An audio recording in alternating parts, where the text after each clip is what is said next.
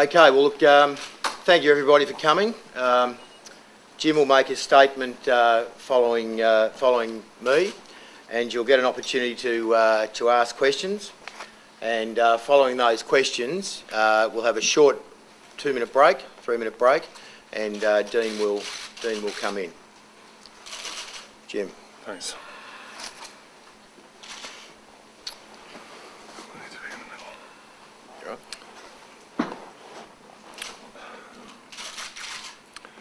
What we learned on Saturday on how far we still have to go as a football club. The extent of the loss has brought to a head some important decisions for our club was going to have to make in the coming weeks. And as challenging and as difficult as these decisions are, these have been dealt with and we have a clear direction.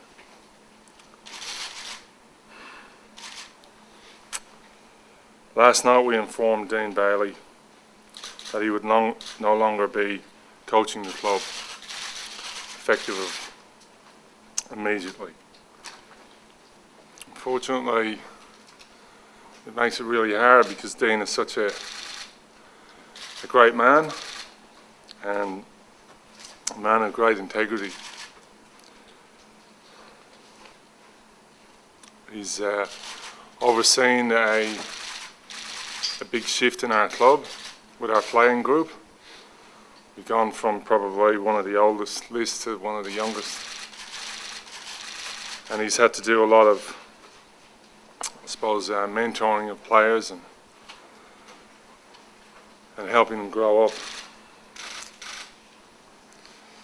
So at this point I'd like to thank Dean. Dean has been with our club through a very important time in our development, and he is highly regarded by the players, staff and board, and is a man of extreme integrity. In the interim, Todd Viney will act as the club's senior coach. As you would all be aware, Todd is a legend of this club and a very experienced coach.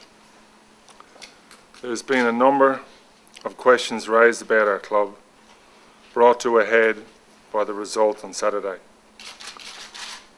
First, let me deal with the speculation regarding CEO Cameron Swab. In Cameron's original contract with our club, which expires on 31st of October 2011, there was an option to renew which fell yesterday, and the board was required to advise Cameron at this time of their intentions. This was coincidental in timing and unrelated to the weekend's game. Yesterday we offered Cameron an extension for his contract for 1 year, which he accepted. There's also been speculation about Chris Connolly. Chris has our full support and will continue in his role as General Manager of Football Operations. So if there's any... Yeah, look, just before we take questions on that, one of the things, there has been a lot of comment about the timing of our announcement and why haven't we come out earlier. I'd just like to say, I know to the media, we know you're in the business of instant communications, but from our perspective, when the decision was made late last night, our first responsibility was to those key people that were involved, and we wanted to do that personally. So they were being rung individually, and until we'd spoken to all those people, we didn't feel it was appropriate to make any formal announcement. So I'm sorry if that's caused some angst amongst you all, but we value our people and we wanted to treat them with the respect they deserve. So I hope you can understand that. And happy to, Jim or I will take any questions for a couple of minutes. Don or Jim, was it a case of just having to be seen to do something? I know you said this decision, or you intimated this decision will probably happen in a few weeks anyway, and you've fast-tracked it. But is it a case of a board of a football club needing to be seen to do something? Oh, look, you've probably got your view. Look, Yesterday we spent something like 8 or 9 hours together with our board and some and at times other people that we sought some input from. We looked at every aspect of this decision of our club, where it was Saturday was, we can't avoid what happened on Saturday. It was the second biggest loss in AFL history, and that has to be taken into account. No, it wasn't the be all and end all of our decision, but it was a factor, and we had to act in what we thought was the best interest of the club going forward. Yeah. Jimmy, Look, do you yeah. think Saturday that was a reflection on what the players didn't do rather than what the coach did or didn't do? Oh, look, I don't think there's quite an answer for what we saw last weekend. I don't think you can dissect it and say, well, this is exactly what went wrong, or this is who's responsible, whatever. I just think it's just very unfortunate that this is the way we've played out the season.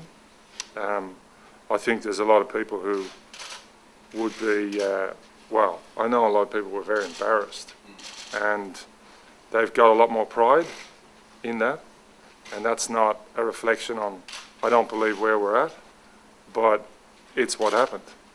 And a lot of us, if not all involved in the club, I would hope would take some piece of responsibility for it. But did both of you not think on Friday that you were on track, that things were going okay? So, yeah, well, I can probably answer that. Look, Mike, the answer to your question is really about how do we look on Saturday. We look at that as a mirror of our whole club, and it actually gave us a bit of a reality check of how far we were in some aspects behind the competition. So we've taken that very seriously, and from the board down to our front desk, we'll be taking on the challenge of getting ourselves up to that next step. So that our reflection was not so much about the game plan. It was about, okay, we need to take stock of where we are again as a club. So a bit of a reality check, a lot of discussion, and we've dealt with some serious issues. Were you looking to reappoint Dean before Saturday? We hadn't discussed it. Yeah. It's not something we discussed. Don, now you've made those key decisions about the coach and the CEO, what's your next job? Is it to set about a coaching subcommittee to find a new coach, or is Todd Viney in for the coaching job? No, yeah, okay, you go. Yeah. Now, look, as we said, Todd is an interim coach, so he will coach the next 5 games, and from now we're looking. We'll be putting in place.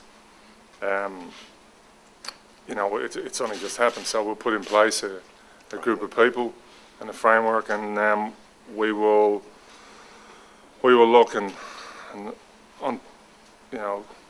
find the best possible coach we can for this football club.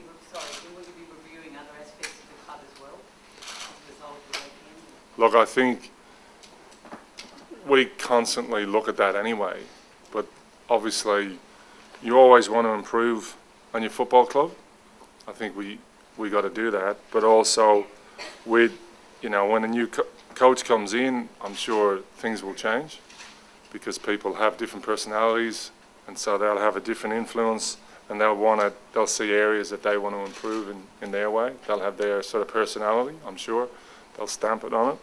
But the main thing for us now is to we've got to finish off the season. We're still we still have an opportunity to make the finals, and we're taking that very serious. And also, we'll do everything we can, and there'll be no stone unturned to find the best possible coach, because we believe we've got a great group of players, we've got a great future, and that hasn't changed. And so, we'll be doing everything we can. Jim, the best possible coach who won't be coaching next year is arguably Mick Malthouse.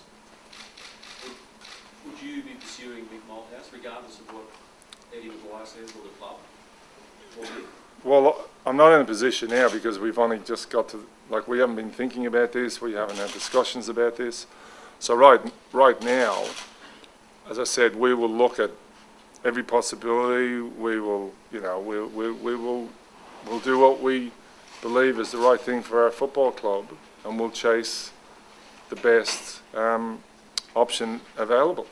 So it's not like we're going to, but that doesn't mean that, you know, like different people will have different views on who would be the best coach for our football club. But we got to put a group together, and then together with that group, we will define what we believe will be the best coach for our particular group of players. Jim, would you see that now to be an experience, a senior experience? Look, I'm not in a position right now to be able to give any of that. I think we've just got to be very open. But we have a certain, you know, group that needs a certain type of direction, and that'll come into play. But it won't just be me. I'm not going to be the only person involved in this. It's not my, you know, forte. Jim, are you going to absolve the players of their responsibility in this or not? Or do you then move from this and then address them? No, I think this is a reflection on everyone. You know, I don't see this as just the players or just the coach or just the. I think if you truly understand what's happening here, I think everyone in this club will do what they can to take a piece of that responsibility of where we're at. You know, it's not just one game. Okay, it was one big game that made a massive difference, but it,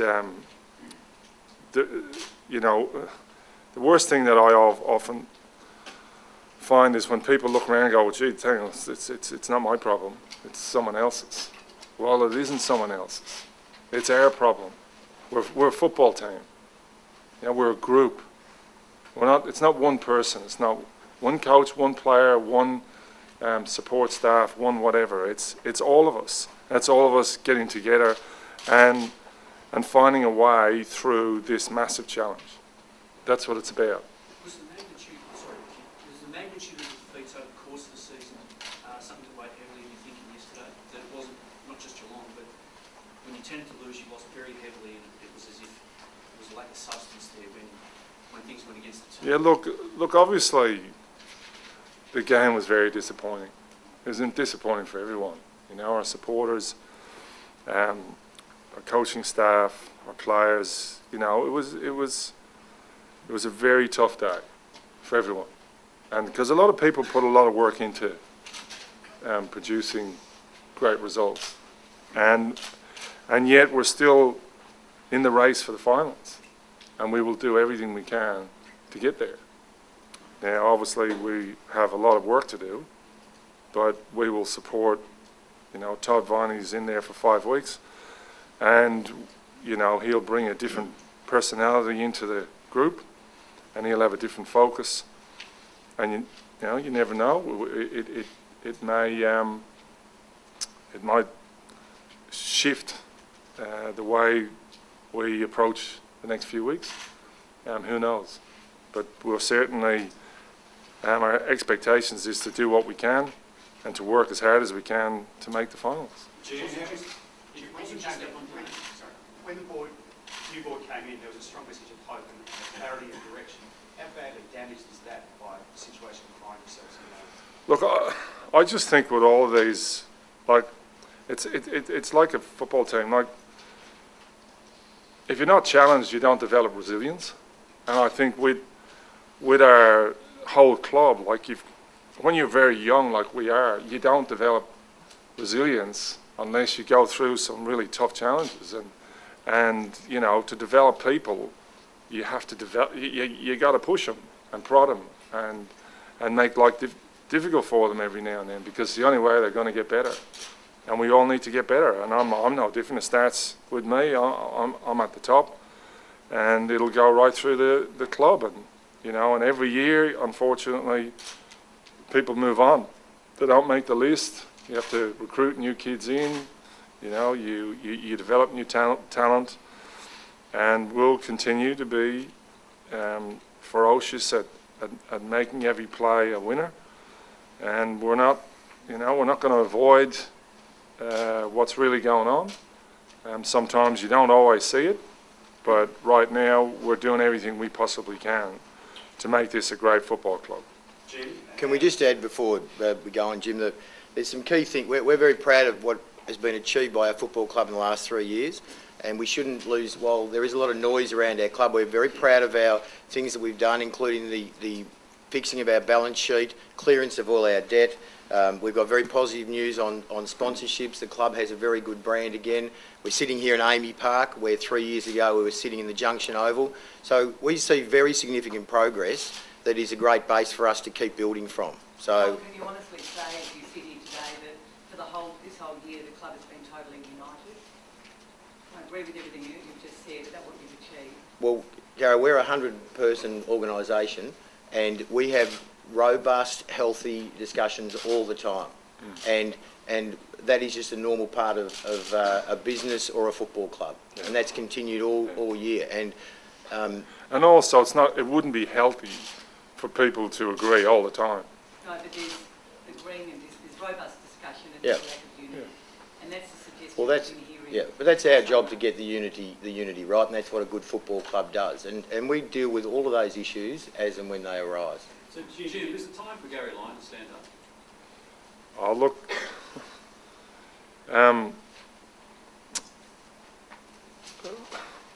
look, there may be. I think, you know, Gary. We ask Gary to stand up every now and then to support us because he has, you know, he's very, very good at what he does, and from time to time we do ask him, and he does what he can, and you know, there's no doubt. This week I'll be speaking to Gary and asking him if you know, if there's anything there that he may want to do to support the club. But that's not to say that, you know, he's a very busy guy and he's got a lot on his own plate. But you know, when things like this happen, you tend to find that people want to support because we, you know. I suppose particularly when you've got legends at the club that have got a lot of expertise around, you tend to draw on that as well, because and there tends to be a lot of trust that comes with it as well. There's a lot of pride, and people tend to go, well, and so, you know, I'll be having a discussion with Gary to see, you know, in what way he may be able to support us. Have you ever asked him, Jim, if he wants to coach the football club? Have I ever asked him? Have you ever asked if he wants to coach the football club? No. Will you? I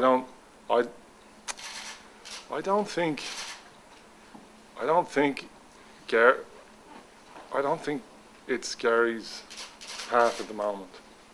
I just, you know, obviously a lot of people will probably say to me, well, why wouldn't you ask him? But I don't know if I've never got that sense that he's been interested in coaching.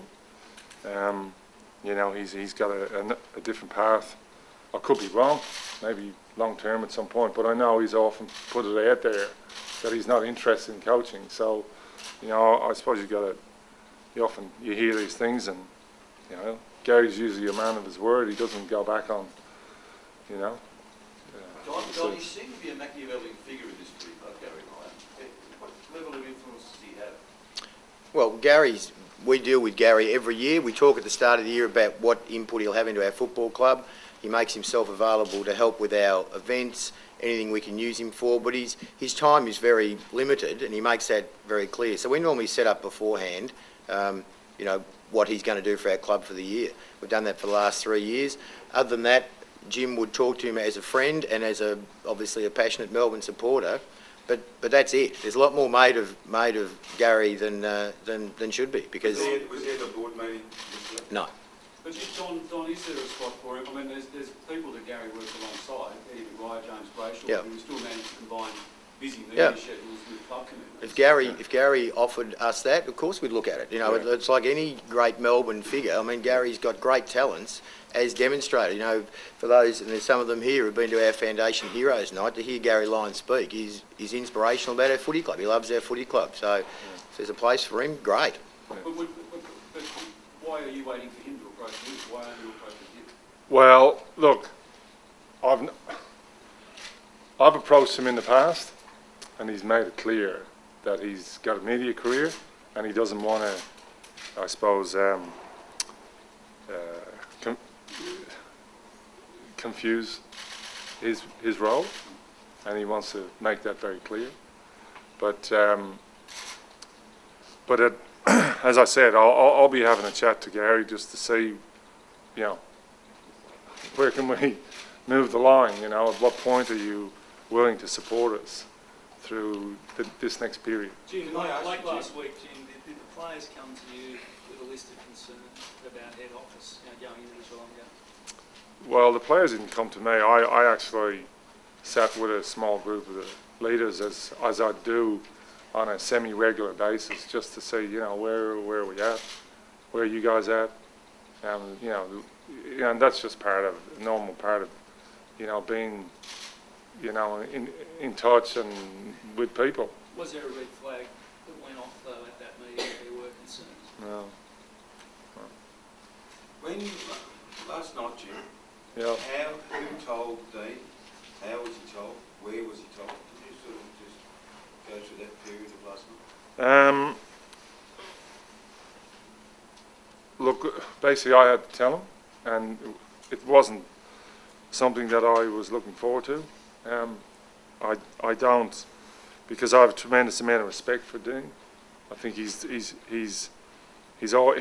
was faced with a tough job from the start, and you know, he did what he could, and to give him that information wasn't something that I was very proud to have to give. Did you go around to his house, Jim? No, because it was, we spent most of yesterday and yesterday evening making the decision. It wasn't an easy decision to make. And so I didn't want it to, I didn't want to wait till today. I wanted him to know straight away. And so we spoke on the phone.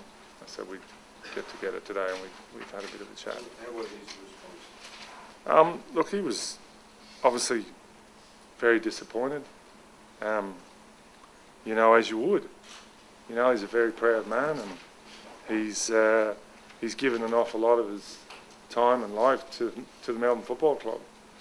And unfortunately, that's the nature of being a coach. You kind of, it's part of, I would say, if you go into coaching, you know that it's not always going to be easy, and you know, you tend to be, success tends to be well, it tends to be the yardstick for a lot of people, and if you don't have the success that's not followed, then often the questions are asked, and most coaches seem to be asked to move on, you know, because who wants to stay? It's a great job, and you know, you get to do some amazing things that most people in life don't get to do. Don, why is this club chosen to have two separate media conferences? Only that we could address this issue, get these things on the table, give you the opportunity to talk, and then, which we should be getting to now, if there's not too many more questions, and then give Dean the opportunity with the respect he deserves. I mean, the way it's done nowadays is that you would actually have the coach in with you. Neil Craig at Adelaide, Mark Williams last year at Port Adelaide. That's a subjective opinion. You know, we've spoken to Dean, and he's requested that he gets the opportunity to address you, and we've just accommodated that. There's no agendas in that. Jim, for you personally, is anyone stepping up to help you with your workload? Oh yeah, well, who do you think that is? Right? You know, and look, and I've got to fess up as well. Like, I haven't been that well, and so I haven't been able to carry the load that I should be carrying, and that's why I'm part of the I suppose the problem as well. And it's been very, very difficult, because when you're not well, it's hard to carry the load and to make the decisions that need to be made, and to support certain people that need to be supported, and mentor certain people, and so on. So, you know, I recognise that I wish I could be doing more, but I just can't. And I'm trying to do as much as I can. You you know, but Don's been terrific, you know. Don knows, he gets it, understands the club, and has been doing a terrific job, and so have the rest of the directors. You know, they're all stepping up, and they realise that they have to, and they're given a lot more time than they would normally have to, or be required of most directors. So, look, I think I'm sure you guys will be able to talk to us individually over the week. We're not hiding, we're not disappearing, although I will be away from Wednesday. Yeah, I will be away from Wednesday. But just to say, yeah, but you'll be able to ask some more questions later, but I think it's time for Dean to have a chance to speak.